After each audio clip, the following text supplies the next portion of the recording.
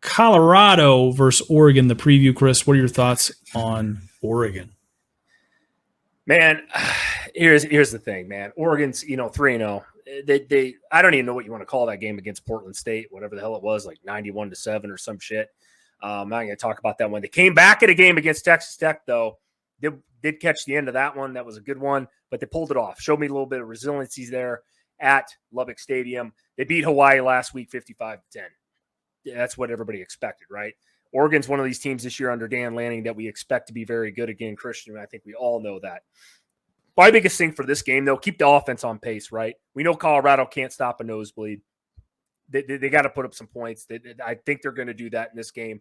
They're averaging, Christian, 58 points a game right now. That's a lot of points in college football. I know they played a couple no-namers there, but still.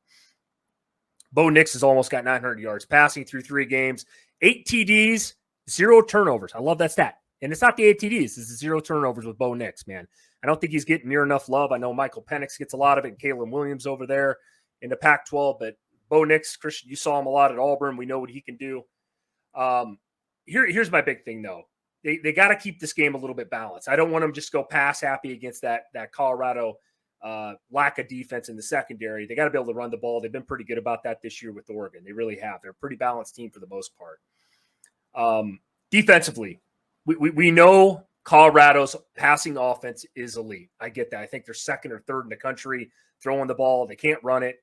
But I think Oregon, if they can put some pressure on Shedeur Sanders in this game, and they should be able to. Colorado gives up like 7 sacks a game. It's amazing. They should be able to put pressure on him, make him get rid of the ball early and often. Oregon's going to be fine in this one as far as I'm concerned. I'll say this. Oregon does only give up 284 yards per game. That's 31st in the country. That's a step right behind Nebraska, believe it or not, in that stat, in that category. Christian, I'm going to kick it over to you for the old Colorado Buffaloes. Yeah, Chris. I mean, Colorado, they're 3-0. Let me say it again for everybody out there not listening. They're 3-0 heading into Pac-12 play.